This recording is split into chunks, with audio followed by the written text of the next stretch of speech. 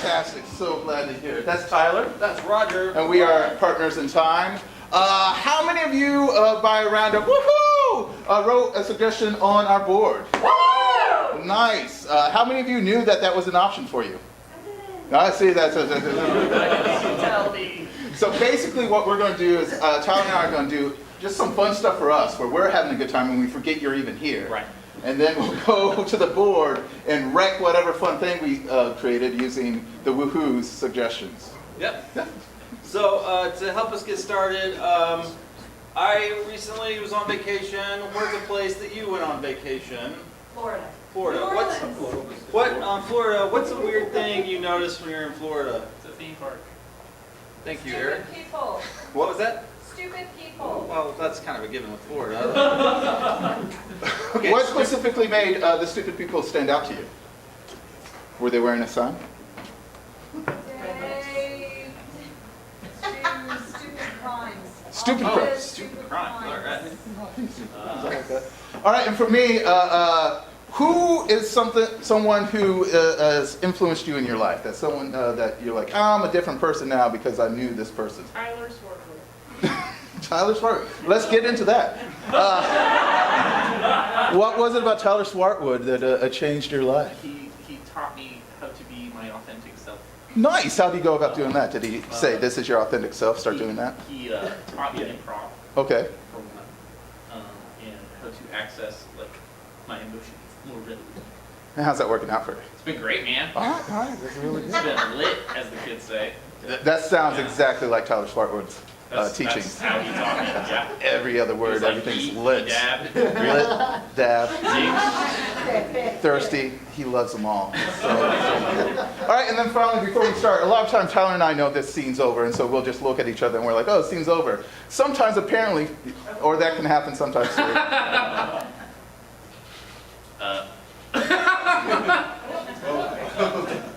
It's my training. I see. Sometimes when they program you, you say the activation word, the whole thing goes. But sometimes the audience doesn't know when we are done with the scene. So if anybody can think of what sound time would make, just come up with anything right now. Woohoo! Woohoo? Anybody have woohoo beat?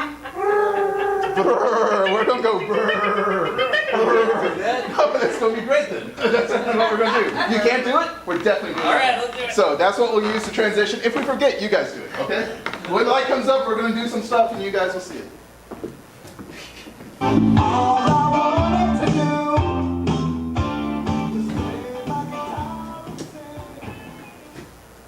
Oh, hey, Professor. It's good to see you here in the library. I know you're probably surprised to see me. James, you haven't shown up to any of my classes. I thought you had died and or dropped out of school. Technically, I did both of those. But it's cool. They saved me. My parents made me come back. So, all good, pro. That's what I call it. Pro. You're my pro. Even though I never come to class. Sorry about that. Well, James, what could I do to make you want to come to class more? I don't know, maybe if you use more cool language. Oh no. All right, well, I fortunately have a dictionary of cool language right here. And I'll incorporate it into my daily lexicon. Libraries are lit. Lexicon's not in this cool language book. No, definitely not. Oh, here we go though. Funky. Our class earlier about the economic influence of the first dynasty of China was funky. You know what else was pretty funky? This is the time when the T-Rex ran the world. That's right, James. If you don't get a college education, the T-Rex will eat you. Oh, He runs the world by only eating people who won't apply themselves. And you're out here just dithering AF. That's right, I said AF, James. oh careful, bro. The librarian's gonna hear you. The librarian's been eaten by the T-Rex that runs the world, James. Oh, dang. Just walking around out there. James, Yeah. You're bad in class. Groovy. Right. It's in this book where bad means good somehow. It's pretty cool. This book's from 1982, James. That's when all the best movies came out. Let's see if it's in the book, James. Nope, just words, James. I was hoping for a book that was basically the IMDb of 1982. Well, James, then that's this book you want here. Oh, It's the International Book of Movie Data. IBMB? Exactly, James. Exactly. James, read that word. 1982, it came out. Gremlins. No, James. 85. Dang it! One out early. James, I'm afraid I'm going to have to feed you to a T-Rex. I guess I deserve it. Yes, you do. I appreciate you being cool and helping me learn stuff. I wish I'd applied myself earlier. James, that's all I ever wanted to hear you say. Oh, does that mean I don't have to be eaten by the T-Rex now? That's exactly right, James. I will go feed myself to the T-Rex. Oh, sick, pro. You are now the pro bro. Pro bro? You're the Professor Bro. The pro bro. Write it in a book, James. It's a cool word now. I think I'd rather be the professor. Oh, no!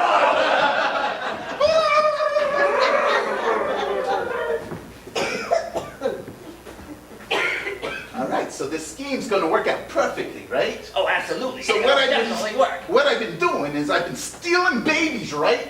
Oh. And then planting them in the beaches. I've just been stealing babies and then like burying them in the beach sand. Yeah, right here on Callback Beach. Well, what I like about it is it's such a smart crime. Absolutely. It's a brilliant crime to do because then we don't get caught with the babies. No, it's right.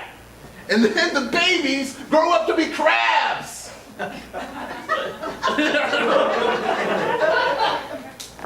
Crab babies. It's a terrifying thought, I'll be honest with you. What? They're adorable. They're walking around all sideways. Yeah, but they got big heads and they're not exactly very stable and they got little dentures on them. You get it? It's cute. Yeah, I guess so. It's adorable. And then what we do is we open the most adorable seafood shack on the beach where we serve nothing but toddler crabs. I'm on board with this. It's bound to work in this Absolutely. day and age. You know, the day and age of when we all use Moonshoes. I forgot we were wearing those. Yeah, you use them so much now you don't even feel them no more.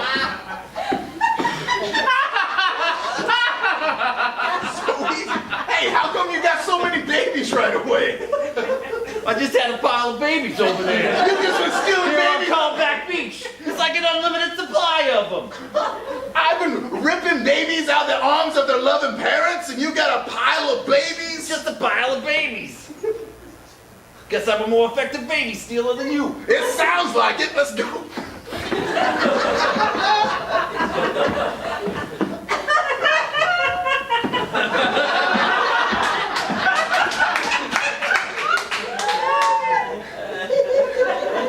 I gotta say, I freaking hate Moonshoes. They're wearing me out. I mean, it's the day and age of the Moonshoes. We I all think I'd be in better shape by now. Well, I mean, it's just once you get used to them, they no longer affect you in an optimum way. I feel like I'm going the opposite. Like I'm getting less used to them. I don't know why we're just standing here. I want to keep having this conversation, but we got to keep burying babies. Yep. So, what do you hate most about the Moonshoes?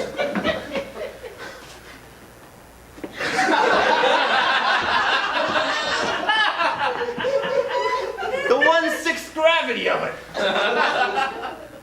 So maybe if you wear 2 pairs of Moonshoes, you'll get 2/6, or as I like to call it, 1/3. Here we go. gonna get weird. Set the Moonshoes. Let's see how it works. It's getting better. You're sitting on the oh my God!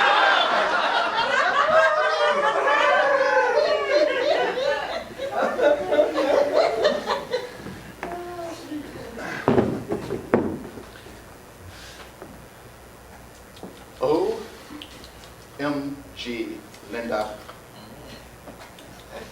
Look at me. Oh, wait, but I'm captivated by this stupid crime TV show. Take a moment from your murder porn and look at my reflection. Oh my goodness. You are gorgeous. Thank you. Thank you, Linda. Finally. You know how hurtful it is for me to be so gorgeous and walk around constantly scantily clad, and you not ever even notice? I'm sorry, but I've been addicted to this show. I mean, Yes, there's so I many know. stupid criminals. How do they think they're gonna get away with it? Why do they keep doing it? And you don't think I know that that's what you're into? Why do you think I'm covered in blood, Linda? I've killed so many people so you would just notice me. Murder's like the stupidest crime. I know I'm doing it in broad daylight, Linda. I leave an actual calling card. No one even uses You're calling using cards. the business card that I got you for Christmas last year? No, I went and I bought actual phone cards and they're pre-programmed and then my number's on it and say, ask me how I murdered this guy. It's like the opposite of a burner phone. Right.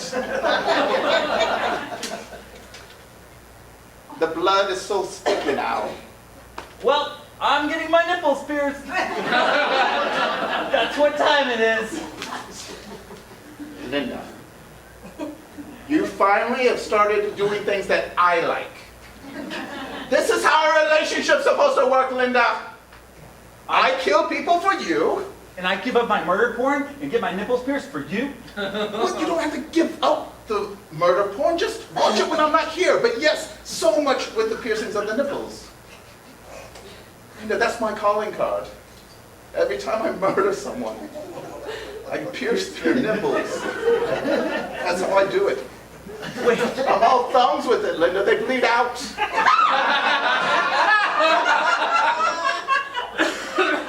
But I mean, My pre-piercing my nipples so that you can murder me? Is that what this is about? no, I'm going to try to make sure you live. You're gonna try? You're gonna give it the old college try? You're gonna really put some effort into it? A little ice. Linda, I don't know if it's as effective with you wearing all your clothes. Remove them, please, Linda. Amazing. You're stunning, Linda.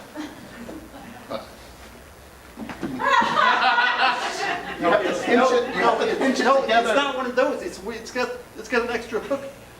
It's not one of the pinchy together ones. I mean, you're in a position to see what it is. Okay, I got But I it. feel like when I have to put it on, there's an extra hook and I don't ever get. But sometimes I think I feel like I get it. Let me do it.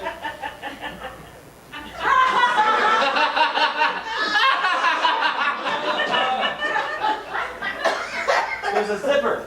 Here's the zipper. I'm to the retinal scan, Linda. My voice is my passport. Verify me. There you go, Linda. The ice is melted. Finally free.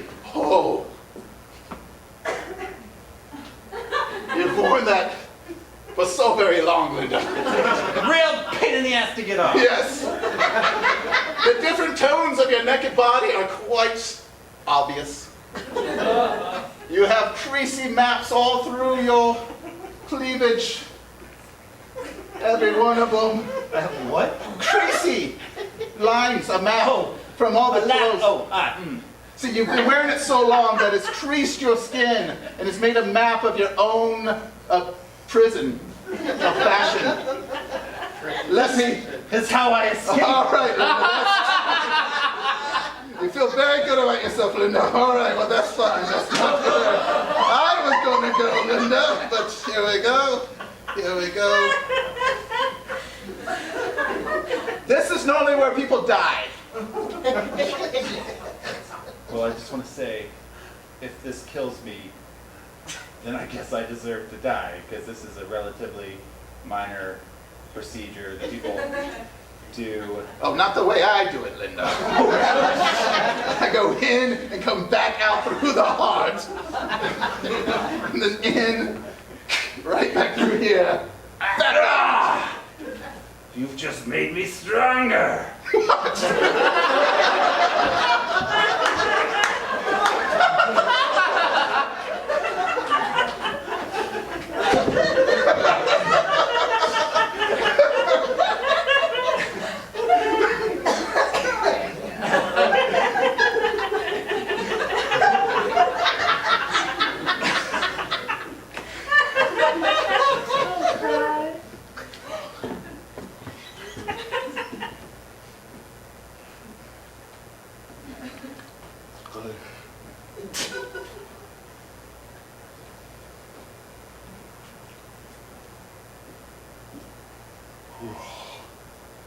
Right before the world was destroyed in that nuclear war, Yep. before we had to start wandering the wastelands, eating dog food out of cans, and killing each other for gas. That's right. I was lucky enough to meet the God himself. The God himself. Yep. I mean, back then, before the great cataclysms, before the world went to mush, you was just out there teaching improv. I just You're talking about Tyler Wayne Swartwood. That's exactly right. Back then, we didn't even know that was his real name. We all called him Smartwood.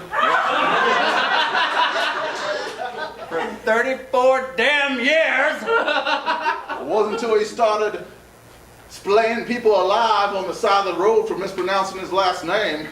It's only so far you can take having someone mispronounce your name. It's so true. Goddamn easy to spell. Just S and then a W and then A-R-T and then wood. I knew the first one.